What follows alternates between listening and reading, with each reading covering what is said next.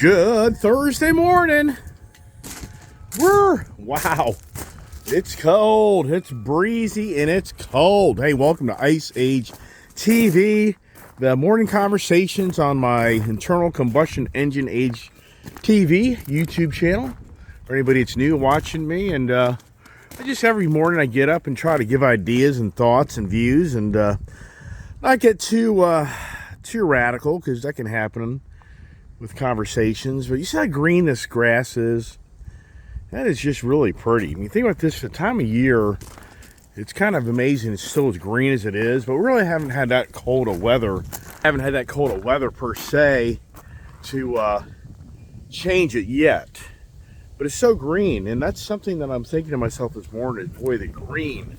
I've got a YouTube channel that focuses gasoline vehicles and diesel vehicles and just the internal combustion age, and also as well EV age, electric vehicle age. And he even started this channel right when the pandemic kind of started happening, and I was reluctant to really do a YouTube channel, but I did it, and I was really kind of fixated on just sharing my cars, and it's amazing how I've actually kind of evolved into kind of more of, even for myself, learning so much more. The green, everything's green. Yeah, you know, like green, take me. I need a lot of green. If you look around at my collection here, you know as well as I do, I gotta have a lot of green to make all this work.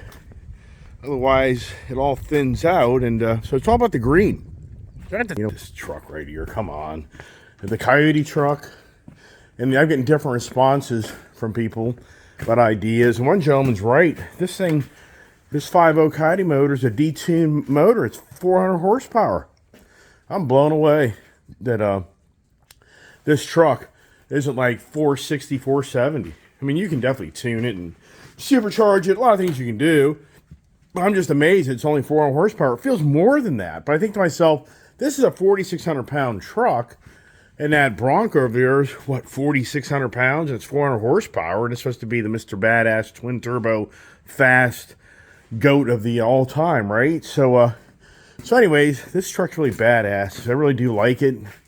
And I tinted out the windows. You know, it's good. I did a whole video last night in my trailgater on the Bronco. But anyways, got to get this going. And appreciate everybody's nice comments and funny. People are funny. They say things and post things, and I think it's fun. I like it.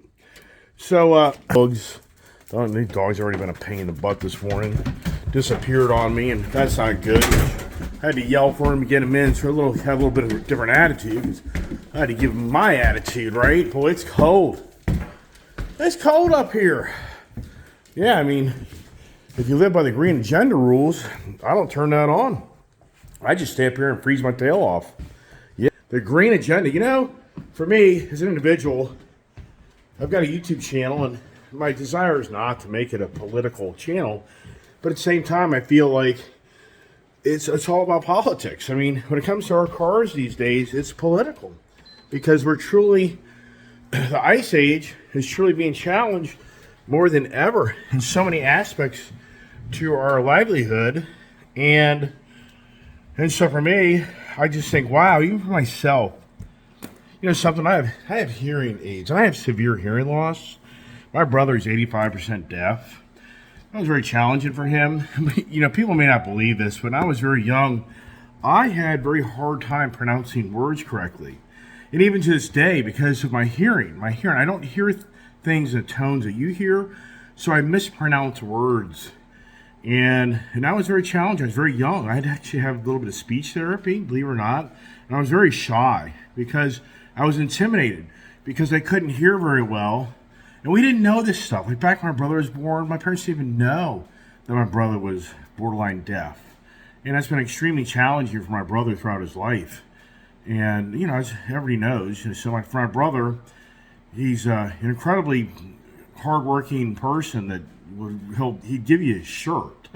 I'm not lying to you. He would do for somebody else, help somebody else out. He's pretty radical sometimes, but I mean, at the end of the day, he'll do things he just can't believe. And his hearing has been such a step back for him in his life. We just didn't know how to handle that. My parents 70s, 60s, 70s. We just didn't understand, the challenges that he would incur in his lifetime to try to rise above. And sadly for me, I really can't even talk to my brother on the phone.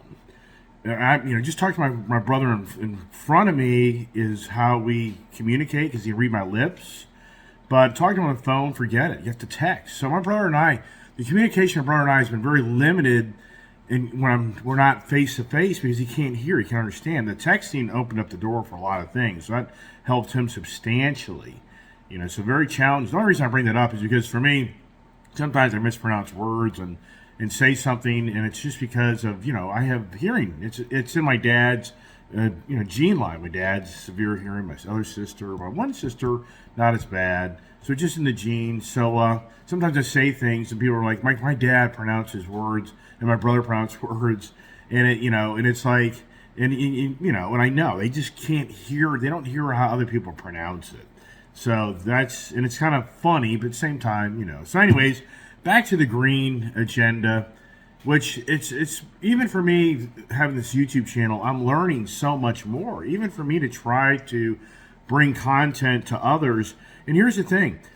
It's so dangerous anymore where you read content because you don't know if it's factual or not. It's very, very dangerous because it's such an agenda of conversations that somebody's trying to accomplish something. But I tell you, I think that I got some pretty good information.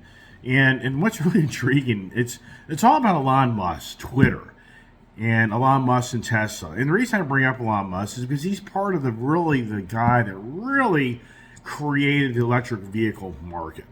And whether you realize it or not, Elon Musk, he's right now in court because there's a shareholder lawsuit been filed against him that he collected $55 billion in income, and in his stock valuations.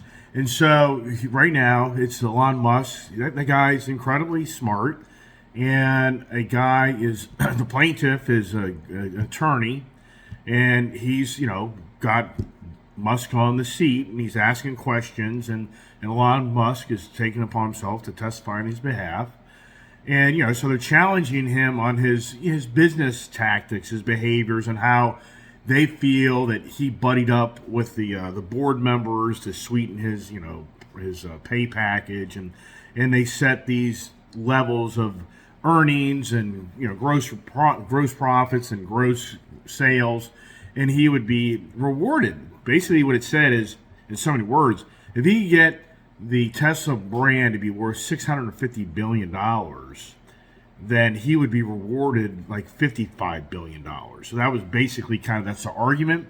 An argument is that people feel that the shareholders, the actually board members, were too nice to Elon to enrich him this amount of money this easily. It's been unbelievable. With Tesla earlier this year was worth $1 trillion. Tesla. Okay, to put that in perspective, Toyota, who's the biggest in the world, they're worth like $124 billion. General Motors, and these numbers could be off by some, or $174 billion. GM's like 124. I think Ford's under like 97 billion or something. I mean, so it's beyond believable that Tesla is a company that, and we've known this, and you have to say to yourself, it's all the stock value. It's the stock value. And I sometimes think to myself, the green agenda, and just to take a pause on that, a lot of people were really mad about the previous election. If you were a Trump person, you're not happy. If you're a Biden person, or I should say the Democrat Party person, you may be happier because you've got a change of administrations. And what's really interesting is a lot of people, the election fraud and everything else. Okay, well, here's something to think about. Even for me, is to think about it. Joe Biden on his voting, he raised on his own $1 million, $100 million. I'm trying to think of the number. I think it was $1 million. I can't even remember the number. I have to look it up. So Joe Biden basically outdid Donald Trump by like $500 million. So yeah, so it's a billion. So this is hard to believe. Even for me, I'm thinking, so wow, $1 billion. Yeah, so Joe Biden raised $1 billion. That's hard to believe on his own, and $580 million came in from other monies. Okay, separate from his own donations to his own party, others contributed to the party outside of that. Donald Trump raised $712 million, and they brought in another $380 million. So just for Joe Biden, he did like a close to $1.6 billion in monies, and Trump, barely did just over $1 billion. So there's huge monies given to Joe Biden. And I even talked about this years ago, and how I truly believe there's so many businesses that are going to enrich the Democratic Party to get their agenda going. And so Alexandria Cortez, AOC, out of New York, in 2019, she brought to the table the Green Deal. And we realized or not, the Pulitzer winner in 2007, probably didn't pronounce that correctly, but 2007 was a guy by the name of Thomas Friedman that wrote the Green Deal, and he wrote that book, and he was the winner for the Pulitzer winner of 2007. And in his book, it really just cuts right to the chase, and it says that the only way mankind is going to transition away from fossil fuels is by having very expensive fossil fuels. It's the only way it's going to start to get any movement. Is very expensive fossil fuels. So AOC and another sitting congressman or senator in New York brought to the table in 2019, to at that time the sitting House, the part of the House was the GOP. They brought the Green New Deal, or the New Green Deal, to the table. And if anybody remembers that, it was like, oh my gosh. So in that, it talked about 2030 timeframe that this country be net zero, which is beyond believable to even think how we could even everybody jumped on board, how you'd even accomplish it.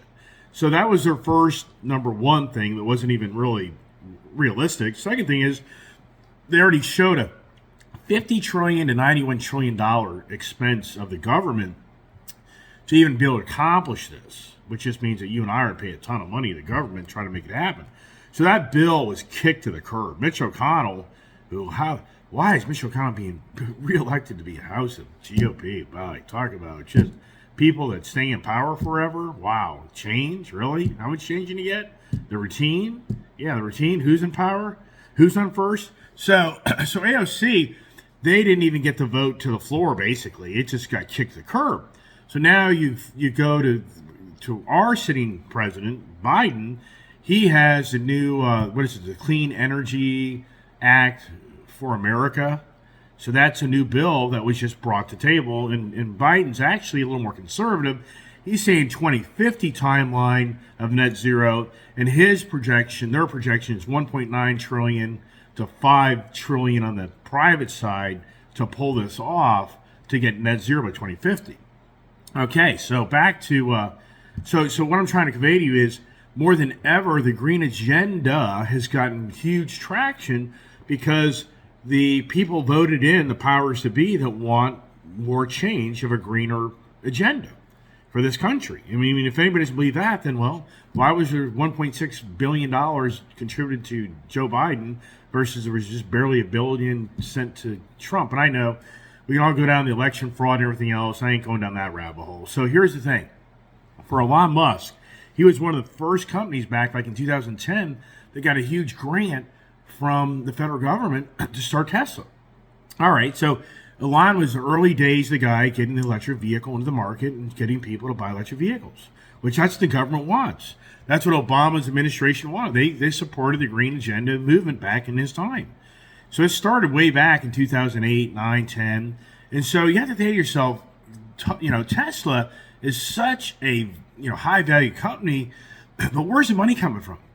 And so more than ever, I just got to think to myself this morning, the amount of the green agenda, other based companies that will benefit from the Tesla's, success, and other people that are just really wanting to see a, cleaner environment, so-called, the green agenda.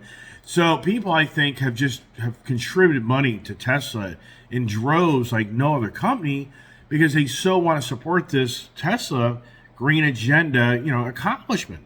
But at the same time, now you're kind of seeing how Elon is kind of going a little different direction, and it's a great. If you can read the excerpts of the trial of Elon responding to the questions, it is classic how he answers them, and I think he's going to probably beat it. He's going to beat this lawsuit because he accomplished like 11 out of the 12 things he had to do to be compensated for the monies he received. Yes, even though now Tesla stocks is 650 billion. I mean, the Tesla's value, the company, 650 billion. When I say these numbers, even for me, I'm like, man, that's just hard to believe. 650 billion. But here's the thing. This makes no sense to me. So the earnings on Tesla in 2021, did you realize Tesla moved out of California? They're now an Austin-based Texas company. There's a huge green agenda-based company there in Austin, Texas. We realize it or not, yes, there's a huge conglomerate of huge green money in Austin, Texas that fights all the anti-green agenda people. So it blows you away. In 2020, Tesla made $712 million. I guess that's their profit, right? Okay. In 2021, they made $5.5 billion profit in 1 year. And what it says is they doubled their sales from just take this through everybody. They doubled their sales from 2020 to 2021. Supposedly 996,000 vehicles were sold in 2021. 2020, 2021 is a pandemic. It was one of the toughest times in the automotive industry to build cars. But Tesla outperformed everybody. Wow. And in 2020, 2021, the fuel prices weren't that crazy. Where are these numbers coming from? For those numbers, man. So that the business doubled its sales, but the profits grew by 8 times. 8 times 7 is $5 billion. 8 times $700,000. So wow, where is that coming from? So here's the next thing. On the green agenda, the richest people per se in the world, green agenda related, is number one is Elon Musk. But the rest of them are all Chinese. All the Chinese in China are now some of the richest people in the world from building batteries. It's all about the batteries. And here's GM. General Motors and LG are now the first company since Elon Musk is getting $2.2 billion from a federal grant to them. And they're going to build major battery factories throughout the country. So, the green agenda is just advancing by leaps and bounds, unbeknownst to so many people who want to continue to say, nope, it's not going to be electric cars. People aren't going to buy them. It's not going to happen. But yet the infrastructure that's being built and the government now, subsidizing GM and LG. But here's the other thing. Companies like Rivian, Lucid, and Karma, and, there's probably 4 or 5 other electric vehicle companies. They're struggling. They're not getting the grants. So the government, on one hand, got Tesla going, and here's a whole other thing about Tesla. The amount of carbon footprint money, what I mean by that is the amount of carbon footprint tax credits that have been given to Tesla from other manufacturers not meeting the EPA guidelines and criteria of their fleet of vehicles, of not being that carbon, line that they had to meet by next year. They're buying Tesla's carbon footprint tax credits. So billions of dollars have been shoveled at Tesla just from other manufacturers and you and I buying cars. Now, so here's Lucid and Rivian, all these other companies. They're struggling. They're actually struggling deeply.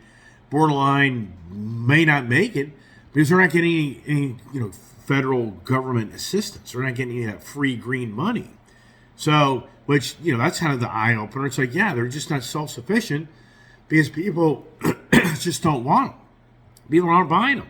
And people say, yeah, well, okay, they are, but I think it's a niche. But also the other side of that equation is that there's a lot of people, or I should say there's a lot of people wanting them, but they can't build them fast enough. So that is factual too. Meaning Rivian had a projection of 50,000 units per year. Then they cut it back to 20,000 units or 25,000 units. I don't know what their number is right now. but their challenge is production. That's what their so-called challenge is, because they want a lot of people to want them and blah blah blah. So the green agenda. What sparked this at 4 a.m. this morning when I woke up, and I thought to myself, what's a good topic for the channel today? And I just started kind of getting intrigued, thinking to myself, the green agenda, it's just more than ever is creating where we are today. So you have to say to yourself, right now, I just told you that the Pulitzer winner, Thomas Friedman of 2007, point blank said that to create the green agenda movement, you'll have to make fossil fuels extremely expensive. Well, hello, is this happening? I mean, under this current city administration, we have seen the energy prices, soar. And we've seen the attitude towards the industry of totally, we don't like you.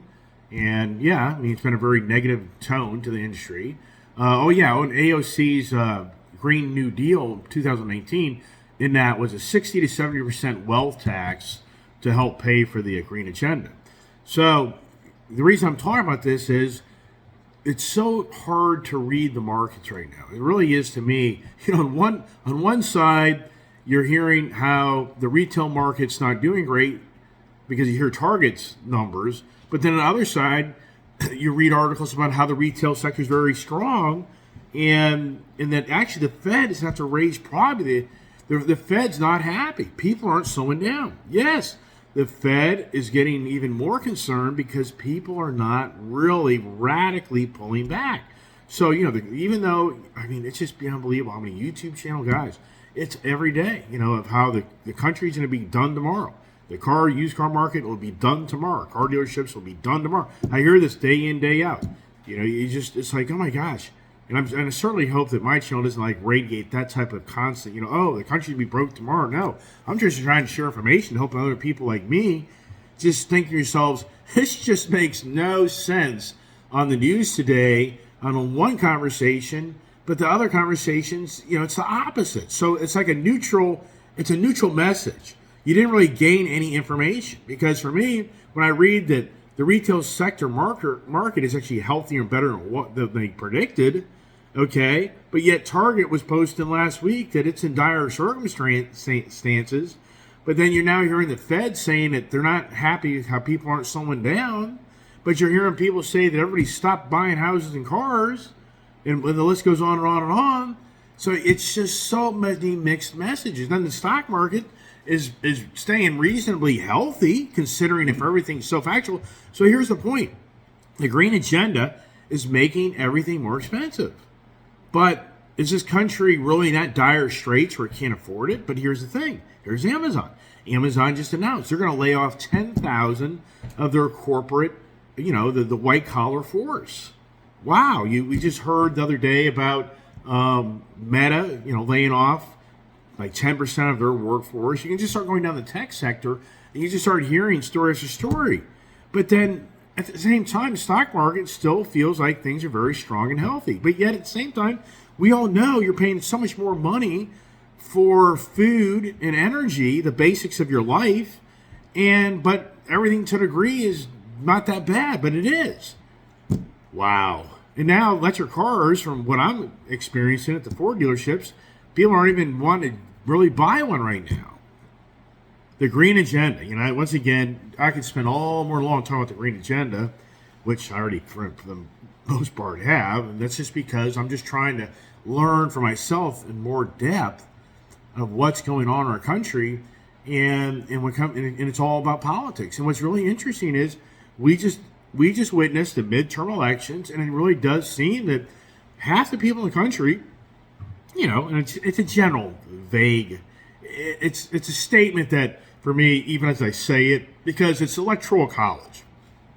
So electoral college controls the end result. So it doesn't mean the majority of people in this country are happy with this city administration and the Clean Energy of America Act. Why is it only the Clean Energy of America Act? I thought we just got involved with India. We're going to be part of a $20 billion investment to try to get them to go net zero on their coal. And here's another thing.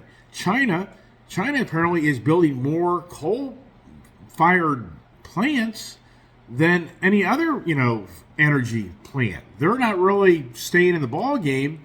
I mean, once again, you read this information and you even say to yourself, how does this make any sense that China is the biggest producer of electric batteries, but they're not transitioning with that product and they're transitioning into coal? Is that factual?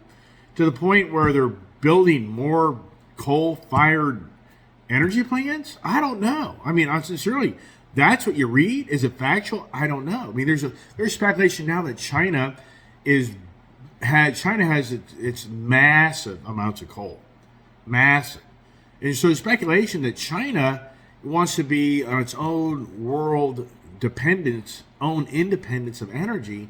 That should we ever get in a world war, that they're not relying on foreign oil, because China sucks up a ton of foreign oil.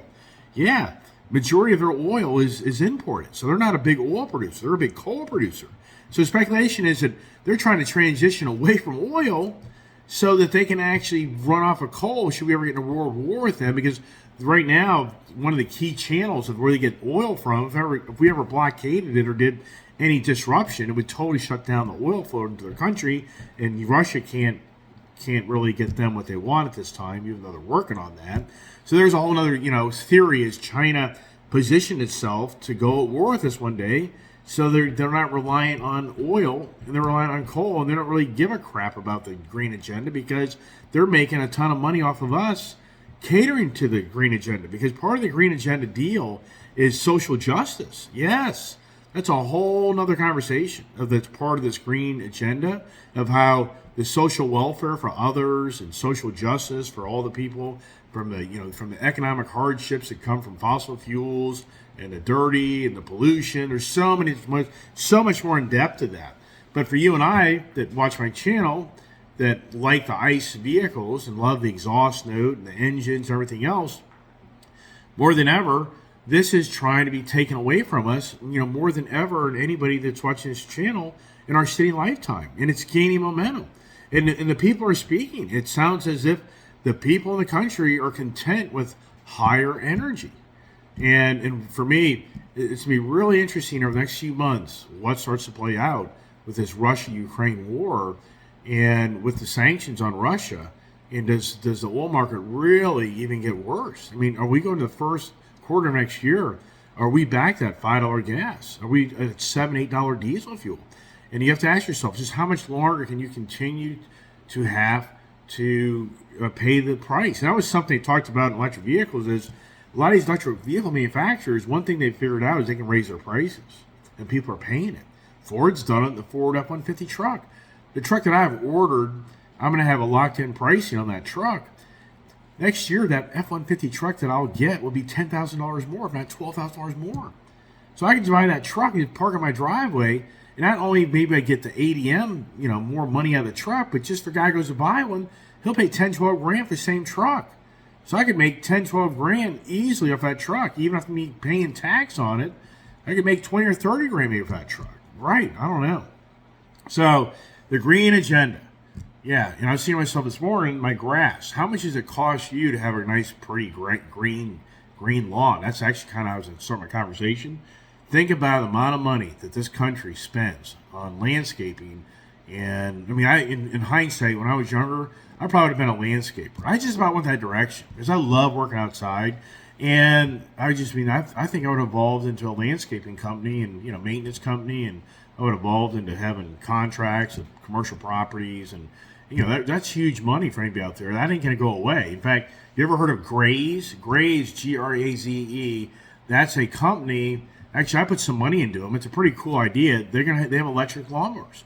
This company has been around now for quite some years, and they're in the process of developing electric, robotic, commercial, huge mowers to maintain, properties, and they're all battery powered, and they're all GPS and all, it's all remote control where you can bring this to your property and you configure it to your property, and this huge battery powered lawnmower will, cut your grass. So Graze, if you look it up, Graze, it's an investment opportunity that you can become a shareholder in this company, because it looks like what they're doing could be really big. Because so many communities in the country are outlawing gas engines to be maintained properties. That's massive. In California, it's been going on for years. Gas blowers, no electric blowers, where your gas blower has to be X amount of decibels. So there's so many things just in that industry that's transitioning because it's being forced by the governing bodies. And that's the whole thing. More than ever, the governing bodies are rewarding the green agenda people for the most part, and there's huge money to be made in it. And that's a whole other thing that's talked about in the green agenda, is the job creation and the amount of money and wealth that'll be created from that. Elon Musk read that, I'm sure, in 2007, that book, and he probably said, wow, there's my ticket. And that's something that's really interesting. When he was on trial yesterday for Tesla, the plaintiff attorney asked him point blank, where did Tesla come from? And it's incredible. Elon would not answer that question. He said, he made a statement like, this is too complicated, or it's too much. It's just, he didn't want to answer that question. Because the lawyer is saying, how is Tesla created? And he wouldn't answer that. And then Elon's saying, I really don't want to be CEO of a company. Really? Yeah, okay, well, you could be a board member, I guess, right? I don't know. Right. That's what he's saying. He's saying that he's already saying he wants to relinquish the reins at Twitter. He really wants somebody else to come in and run it. He doesn't want to run it because he's getting beat up by a lot of people. He has too much on his plate. And I'm sure he's seeing how his Tesla thing's kind of losing momentum. So, anyways, the green, you need green to have green, right? I mean, you got to make green to have green. That's the irony of all this is, how do most of us contribute to society? Yeah, well, it's the ice age that accomplishes it. It's not the EV age. EV's age is borderline, I should say the green agenda age is a hindrance to us, and it's even talked about. It's even talked about how, yes, it'll be a huge challenge to mankind to transition for the better of Mother Nature and mankind away from fossil fuels, but it's going to be extremely expensive, and it's going to be extremely challenging. But you just don't hear a lot of this talk. That's kind of why I'm talking about this. You don't hear much on the general talk about like this sitting administration. It's just kind of like they don't want to talk about this. And then we have they do, but they don't, because if they really told us the real facts, they'd be like, yeah, and they have in so many words they've said this. And I think what they're seeing is, even though they kind of try to hide the facts a little bit, they are kind of trying to tell the truth to a degree, but not really. But it seems like a lot of people are like, okay, I'm good with that. I'm good with that. I'll pay more for energy and more for groceries and more for services and goods. I don't have a problem with that. I said this yesterday. There's a younger generation, a core basis country, making more money than in proportion to like my generation of growing up. I truly believe that's what's going on. I truly believe that the younger generation has the wealth. It has more money than what we had when we were growing up. I really believe that. So I think it's such more of a social justice, a social platform, that you feel tarnished if you don't support to have a better environment, better earth. And so, the follow one another, and then if you're making, $150,000, $200,000 a year, it's chump change for the price of things and economics compared to what you and I and my generation and older and a little younger than me, grew up with. So, I mean, so many variables. So anyways, appreciate the channel. What am I doing now? I'm driving the Coyote truck. I'm going to call it the Coyote truck. I'm just going to follow the Ford Mustang thing, Coyote. It's kind of pretty cool out there. And, that truck's a blast. I'm driving the Raptor today. Put the Trailgater on that thing yesterday, and that thing's pretty cool. And why the dogs are barking, it's hard to say. Ain't nobody here yet. But anyways, having a busy day. And I hope some of this information helped you, kind of open your eyes to what's going on in the world, green agenda. And I think most do. I mean, sincerely, people watch my channel. I never want to come across that I'm smarter and better than you. That's not what it's about. I just like to share ideas. And I know just watching other YouTube channels and people, they start kind of radiating that arrogance, that just like they're, no, hey, I love to hear information. I could be wrong. Like a gentleman reached out yesterday and said, hey man, your Coyote motor in that truck is not 470, it's 400. And I'm like, yeah, you're probably right, but I swore I saw 470. So I looked up the exact specs last night, and he's right. It's 400 horsepower. So for me, he did me a favor. He reached me out, and he's like, hey, man, that's the way it is. That's great. It's great information. And did a little more research in the truck. So that's, to me, that's great.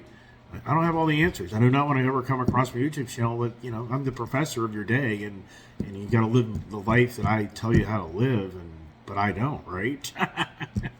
All right, everybody. Hey, thanks for watching the channel. What is up next, right? What's the next thing coming down the pike? And here lately, you have to honestly, if you watch my channel, I'm being sincere. What I have ever known a week ago is that I have over a week ago, I'd have a Ford Bronco Raptor sitting in my driveway. No way. Would I ever have known I'd have a Ford lower and two-door truck sitting in my garage? No. Even for me, when I say to you, what's the next adventure? Yeah, right. Yeah. Yikes. All right, everybody. Thanks for watching. God bless.